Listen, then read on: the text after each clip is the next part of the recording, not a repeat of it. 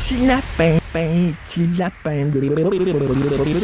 Alors, il n'y a pas seulement que les enseignants, les enseignantes qui se font agresser sur le lieu de travail, le personnel des hôpitaux aussi. On en parlait hier avec Yves Poirier. On a dû installer un détecteur de métal à l'entrée de l'hôpital Notre-Dame parce que, il y a beaucoup de gens qui entrent là, des toxicomanes, des sans-abri, avec des couteaux, écoutez, c'était un revolver à air comprimé. Ce sont des tournevis affûtés. Et donc, pour protéger le personnel, on a décidé de faire ça, mettre un détecteur de métal. On va en parler avec le docteur Guillaume Lacombe, qui est urgentologue, toxicologue. Bonjour, Guillaume. Bonjour, ça va bien? Très bien. Ça date pas d'hier, ça, quand même, là, que le personnel de santé se fait agresser, Guillaume. Non, effectivement, c'est quelque chose qu'on a vu, qu'on voit depuis des années déjà. On en a parlé dans les derniers mois, dans les dernières années, notamment à l'hôpital du Sacré-Cœur, où est-ce qu'il y avait fait affaire avec une firme de sécurité. Mais c'est quelque chose qui n'est pas nouveau de maintenant, c'est quelque chose qu'on voit depuis déjà longtemps. C'est quoi? Ce sont... là, je parlais de sans-abri, mais j'imagine que c'est pas seulement des sans-abri, c'est pas seulement des toxicomanes non plus, là. Oui, effectivement. Donc, il y a un lien possible avec l'itinérance, la problématique d'itinérance, mais c'est une problématique qui est beaucoup plus large et plus sociale. On parle de problématiques de santé mentale, de problématiques de toxicomanie, d'itinérance, mais aussi parfois des patients qui sont amenés par les policiers pour des problématiques judiciaires. Donc, c'est vraiment quelque chose qui est multifacétaire, où est-ce qu'on va voir plusieurs problèmes ensemble qui vont amener à la problématique de la violence dans les hôpitaux. Donc, c'est parce qu'il y a beaucoup d'imprévisibilité dans votre travail, c'est ça? Oui, bien, effectivement, on se trouve finalement à avoir des patients qui vont... des fois, on est tout seul dans une salle avec des patients qui vont venir pour plein de raisons. Des fois, ils ne sont pas contents de ce qu'on va leur dire. Des fois, il faut garder les gens contre leur gré s'ils sont dangereux pour eux ou pour eux-mêmes. Fait que des fois, on ne connaît pas ces gens-là, on n'a pas de lien. Hein? Ce pas nécessairement des gens qu'on a déjà vus avant. Donc, on a beaucoup d'imprévisibilité. Puis, ça met les personnels soignants dans des situations qui peuvent parfois être risquées.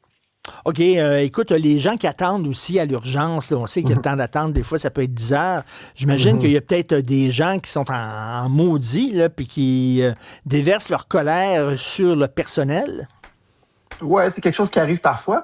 Puis on parlait de la sécurité envers le personnel soignant, mais c'est aussi parfois le problème de sécurité dans les salles d'attente. Donc, vous comprenez, il y a des salles d'attente là, où des fois on peut voir des enfants en jeune âge qui vont attendre pendant plusieurs heures. Puis il y a d'autres gens à côté qui peuvent avoir des problématiques de santé mentale qui parfois peuvent faire peur à d'autres gens. Donc, c'est pas juste envers le personnel soignant, mais c'est aussi envers les autres gens qui vont à l'urgence pour recevoir des soins médicaux. Puis ça peut faire peur. Est-ce qu'il manque quoi? Il manque de gardiens de sécurité? C'est probablement une partie de la réponse. Je pense que les gardiens de sécurité, c'est pas la seule réponse. On l'a vu. Ultimement, là, on peut pas avoir une recette qui va s'appliquer à tous les centres hospitaliers au Québec. OK? Donc, il y a définitivement des centres hospitaliers qui peuvent nécessiter plus d'agents de sécurité. Il y en a d'autres qui pourraient nécessiter, comme à l'hôpital, comme on a vu à l'hôpital Notre-Dame, là, des détecteurs de métal à l'entrée pour aller screener puis aller finalement fouiller les gens. Mais c'est pas vrai que la réponse qu'on va trouver à l'hôpital Notre-Dame est nécessairement bonne ailleurs au Québec. Par contre, il y a une chose que je veux dire, la problématique de violence des urgences, c'est pas seulement à Montréal, là. OK? En région aussi, on va l'avoir. Ce ne sera pas nécessairement la même problématique. On n'a pas nécessairement le même enjeu. Mais c'est pas vrai que c'est seulement à Montréal ou dans les grands centres. On va voir ça partout au Québec. Moi, je vous dis, il n'y a pas une semaine que je travaille pas à l'urgence puis j'ai pas un patient qui est violent physiquement ou verbalement envers moi. C'est quelque chose qui est... Oui, c'est presque du quotidien dans les urgences. Et quoi, c'est des gens qui sont en crise parce qu'ils sont en manque, entre autres, de drogue?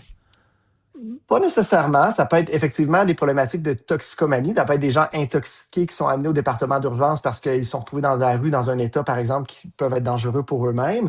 Ça peut être des patients en crise au niveau psychiatrique. Ça peut être aussi des patients qui ont des problématiques sociales lourdes. C'est pas nécessairement une problématique de psychiatrie, mais qui ont besoin d'aide, qui sont peut-être isolés, retrouvés dans la rue, qui veulent pas nécessairement être amenés à l'hôpital, qui peuvent un peu se révolter contre le personnel soignant. Des fois, il y a des gens qui sont amenés par les policiers. Je vous dirais même que souvent, les gens qui sont amenés par les policiers sont peut-être moins pires parce que souvent, ils sont screenés. Hein. Les policiers vont les fouiller. Mais quand les gens rentrent par la grande porte, ils n'ont pas nécessairement de fouilles qui vont leur être faites. Donc, ça se trouve à mettre parfois le personnel là, dans des situations difficiles. Guillaume, tu es urgentologue et toxicologue. Bon, des gens qui sont en manque de drogue, il y en a toujours eu, entre autres à Montréal, là. Mais j'ai l'impression, dans les grandes villes, puis je lis le National Post qui suit beaucoup ces histoires-là là, d'explosion, de cas de toxicomanie, même dans des petites villes, comme tu disais, en région, au Canada. Mhm. Christy, j'ai l'impression que tu es en train complètement de perdre le contrôle là-dessus. Là. C'est vraiment grave, la situation. Là. Ben, c'est sûr que dans les dernières années, il y a différentes drogues qui ont pris le dessus. Là. L'accès, notamment, est beaucoup plus facile qu'il était avant. Maintenant, on peut faire venir des drogues d'autres pays comme la Chine, les États-Unis, assez facilement par la poste. Hein. Puis on sait qu'il y a Mm. beaucoup de drogues de synthèse qui sont faites dans des laboratoires par des chimistes, des pharmaciens qui sont mal intentionnés, si on peut dire. Donc, c'est très facile de se procurer ces substances-là puis de les distribuer par la suite. Donc, c'est vrai que dans les dernières années, on a vu une augmentation importante, notamment des drogues de synthèse. Puis vous parliez d'être en manque, mais c'est pas juste d'être en manque, c'est aussi d'être intoxiqué. Donc, c'est les deux extrêmes, là. Des fois, on peut être sous l'effet de la substance puis être dangereux, ou on peut l'être en manque. Mais c'est vrai que beaucoup de ces problématiques-là, beaucoup de ces patients-là vont se ramasser au département d'urgence. Et là, vous avez des patients qui attendent longtemps. Vous avez une espèce Mm. de melting pot de patients qui viennent à l'urgence, qui ont besoin de soins de santé. Et parfois, ça peut faire une espèce de cocktail explosif. Là. À la pharmacie où je vais, dans mon coin, il y a à la porte d'entrée, il y a comme une petite affiche en disant que les produits là, comme les succès d'année de Piacé puis tout ça, là, qu'on Mhm. donne peut-être aux gens qui sont accros, là, qui sont entreposés dans un endroit spécial, puis que, bon, si ça prend une demi-heure avant de s'ouvrir, tu sais, c'est genre pour se Ouais. protéger justement des attaques, parce que semble-t-il, il y a beaucoup de gens qui rentrent dans des pharmacies qui sont en crise puis qui essaient de voler justement ce genre d'opioïdes-là qu'on peut retrouver dans certaines pharmacies. Ben, en fait, il y a beaucoup de ces médicaments-là qui sont utilisés sur une base régulière pour gérer la douleur. Ça n'a pas Ben besoin d'être un oui. médicament qui est utilisé pour un patient qui est intoxiqué ou qui est en manque. Hein. C'est des OK. médicaments qu'on va prescrire de manière fréquente, là, que ce soit des opiacés, de la morphine pour la douleur. Tu sais, si vous vous cassez un bras, ça se peut que vous ayez besoin d'analgésie, de morphine, d'hydromorphone comme du dilodine. Mais ces médicaments-là sont disponibles dans les pharmacies. Donc, effectivement, les pharmacies actuellement doivent parfois mettre en place des mesures de sécurité pour se protéger face à ça. C'est quelque chose qu'on a vu plus aux États-Unis. C'est quand même anecdotique au Québec, mais ça arrive. Puis c'est une problématique qui est là. Hey, pas facile, hein, Guillaume Lacombe, là, d'être médecin, infirmier. Non seulement vous avez peur qu'un morceau du plafond vous tombe sur la tête parce que les hôpitaux sont de plus en plus vétustes, mais là, il y a justement ces cas d'agression-là. C'est pas évident de faire ton travail dans ces conditions-là. Ben, je dirais ce qui est difficile pour le personnel, tu sais, il y a le risque physique à notre sécurité, puis c'est pas juste pour les médecins, hein, les ambulanciers sont vraiment à risque lorsqu'ils vont sur le terrain, mais aussi les infirmiers, infirmières, les préposés. C'est aussi la lourdeur mentale sur notre travail. Tu sais, c'est difficile d'avoir besoin de se battre avec un patient. Parfois, là, je mets des guillemets Ben au mot oui. battre, là, mais de devoir confronter un patient pour l'aider, parce qu'ultimement, ce qu'on veut, c'est d'aider les gens, mais dans certaines situations, ben, on doit prendre des mesures qui peuvent être difficiles. Donc, c'est pas quelque chose qui est facile. Puis sur le moral, ça devient difficile. Ça, c'est certain. Ben, c'est sûr, sur le long terme, est-ce que tu en vois, toi, autour de toi, des collègues, gars, femmes, qui font les burn-out?